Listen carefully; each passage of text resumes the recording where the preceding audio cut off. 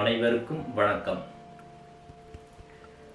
நாம் இன்னைக்கு பார்க்க போகிறது குண்டலினி சக்தியை பற்றி பார்க்கலாம். குண்டலினி சக்தி ஒரு மனிதனுக்கு விழிப்படைந்தால் நமக்கு எப்படி தெரியும் அப்படின்னு பார்த்தீங்கன்னா, முதல்ல அந்த குண்டலினி சக்திங்கிறது லைஃப் எனர்ஜி, அதாவது இந்த பிரபஞ்சத்தில் இருக்கக்கூடிய ஒரு அடிப்படை சக்தி தான் அது. அந்த அடிப்படை சக்தி தான் குண்டலினி சக்தி. அந்த குண்டலினி சக்தியானது நம் உடலில் நம்முடைய மூலாதார சக்கரத்தில் ஒரு பாம்பு போன்று சுருண்டு இருக்கின்றது அப்படின்னு சொல்கிறாங்க. இதை நம்ம விழிப்படைய செய்ய வேண்டும் என்றால் யோகா, ஆசனங்கள், தியான பயிற்சிகள் இதெல்லாம் நம்ம பல ஆண்டுகள் விடாமுயற்சியின் காரணமாக நாம் தவம் தியானம் பண்ணோம்னா நமக்கு இந்த குண்டலினி சக்தியானது விழிப்படைந்து மெல்ல மெல்ல ஒவ்வொரு சக்கரங்கள் மூலாதாரத்திலிருந்து ஒவ்வொரு சக்கரங்கள் வழியாக மேலே எழுந்து சகசாரம், ஆக்ஞா சகசாரம் வரைக்கும் எழுப்பலான்னு சொல்கிறாங்க. அப்போ நம்ம இந்த குண்டலினி சக்தியானது விழிப்படைந்தால் நமக்கு எப்படி இந்த அறிகுறிகள் எப்படி தெரியும் அப்படின்னு பார்த்தீங்கன்னா, சிலருக்கு முதுகுத்தண்டில் அந்த பாம்பு நெளிவது போன்று, நரம்புகள் அப்படியே நெளிவது போன்று அவர்களுக்கு அந்த உணர்வுகள் வரும்.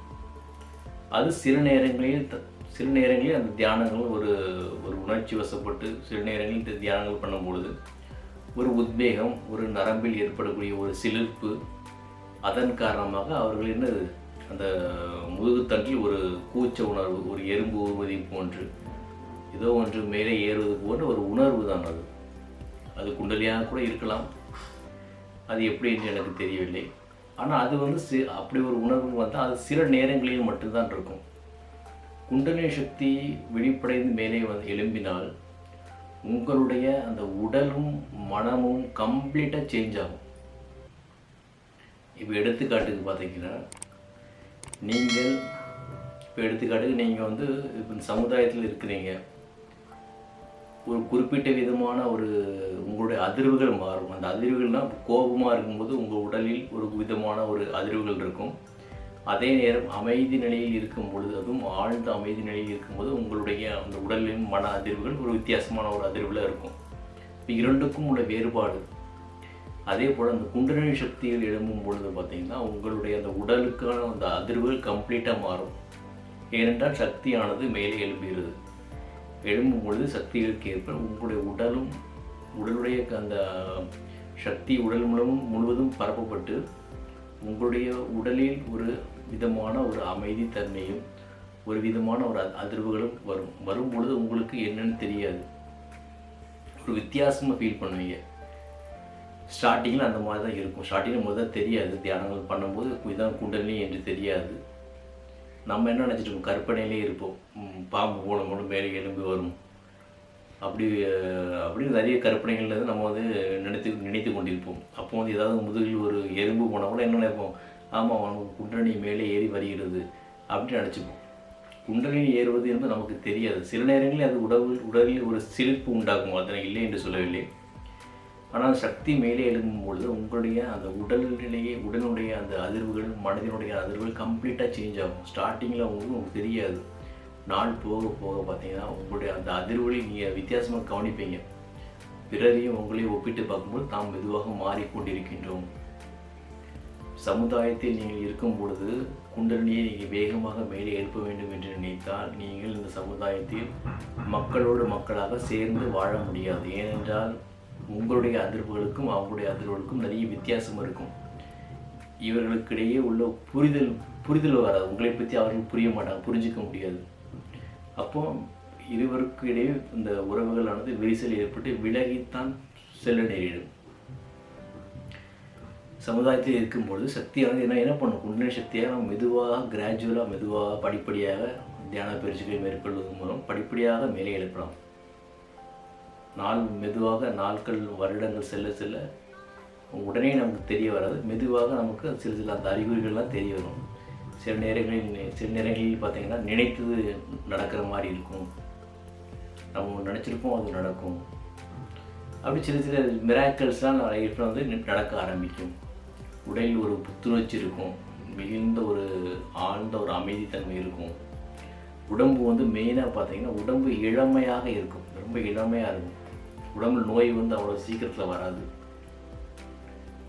இது பல ஆண்டுகால பயிற்சிகள் வேண்டும், பல ஜென்ம பயிற்சிகள் தொடர்ந்து பண்ணால் மட்டும்தான். இப்போ இந்த ஜென்மத்தில் 12 ஆண்டுகள் தொடர்ச்சியாக பண்ணால் மட்டும்தான் அந்த குண்டலினி சக்தியாவது மேலே எழும்பும். நிறைய பேர் குண்டலினி சக்தி எழுப்புறாங்கன்னு சொல்கிறாங்க, அது எப்படி நமக்கு தெரியல. ஆனால் குண்டலினி சக்தி மேலே எழுப்பிடுச்சுன்னா மேலே எழுப்புவது பிரச்சனை கிடையாது. அப்போ ஒரு மனிதன் தன்னுடைய வாழ்க்கையில் திருமணம் வரைக்கும் முடிக்கிறான், திருமணம் முடித்து தன்னுடைய குடும்பத்தை பார்த்து கொள்கிறான் பொதுவாக ஒரு வாழ்க்கையில். அப்போ அவங்க பார்த்திங்கன்னா அவங்களுடைய குண்டலினி சக்தியான என்னது கிராஜுவலாக மணிப்பூரத்தில் இருக்குது. மணிப்பூரத்துக்கு வந்துருச்சு. ஒரு மனிதன் திருமணம் முடிச்சுட்டா குடும்பத்தை உழைத்து தன் குடும்பத்தை பார்த்து கொள்கிறானே என்றாலே என்ன அர்த்தம்? அவனுடைய குண்டலினியானது மணிப்பூரத்துக்கு வந்து விட்டது என்றதும் அர்த்தம். மணிப்பூரத்தில் இருந்தால் தான் தன்னுடைய குடும்பத்தை உழைத்து தன் குடும்பத்தை இப்போ இருக்கக்கூடிய உறவினர்களை பாதுகாத்து மணிப்பூரத்தில் இருந்து தான் அதெல்லாம் பண்ண முடியும். மணிப்பூரத்திலிருந்து இன்னும் மேலே நம்ம குண்டலினி ஏற்ற வேண்டும் என்றால் அதற்கு நிறைய பக்குவங்கள், நிறைய உடல் மாற்றங்கள், மன மாற்றங்கள், உங்களை சுற்றி இருக்கிற சூழ்நிலைகள் மாற்றங்கள் எல்லாமே ஏற்படும். அனைத்தையும் நம்ம என்ன பண்ணணும்? பக்குவமாக கையாள வேண்டும். அந்த சூழ்நிலைகளை கையாளுவதற்கு ஏற்ப நம்முடைய உடலிலும் மனதிலும் ஒரு பக்குவம் வரும். வேகமாக நாம் குண்டலினி மேலே ஏற்றி விட்டோமே என்றால் அது மேலே நிலைத்து இருக்காது, உடனே கீழே இறங்கிவிடும். அப்படி நீங்கள் மேலே ஏற்றினாலும் கூட, மேலே ஏற்றி உங்களுக்கு மேலேயே அந்த குண்டலினி சக்தியானதை பேலன்ஸ் பண்ணி வைக்க தெரிஞ்சிட்டாலும் கூட அதனை நீங்கள் அதையே லெவலில் மெயின்டைன் பண்ணி ஆகணும். நீங்கள் மேலே சென்று விட்டு கீழே நீங்கள் இப்போ வரணும், ஒரு குறிப்பிட்ட காலத்துக்கு முன்பு நீங்கள் கீழே வர வேண்டும் என்று நினைத்தால் நீங்கள் எவ்வளோ பெரிய ஆளாக இருந்தாலும், எவ்வளோ பெரிய ஞானியாக இருந்தாலும் உங்களுக்கு மரணம் நிச்சயம். சக்தியை நாம் மேலே எழுப்பது என்பது ஒரு பெரிய விஷயம் கிடையாது. மேலே எழும்பிய பின்பு பக்குவத்தின் காரணமாக அந்த உடலில் அந்த மனதினுடைய உப்பு நன்கு புரிதலின் காரணமாக நீங்கள் என்ன பண்ணுவீங்க? பல ஆண்டுகள் பயிற்சிகளின் காரணமாக அந்த சக்தியை நீங்கள் மேலேயே அதே நிலையில் இருந்து சக்தியை மேலே வைத்து ஒரு பேலன்ஸ் பண்ணி அப்படியே வாழ்க்கையை வாழ தெரிந்துவிடும்.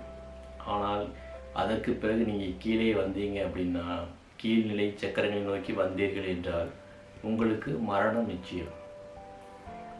ஆமாம், மேலே போயிட்டோம் அப்படின்னா மேலே அப்படியே போயிடணும்.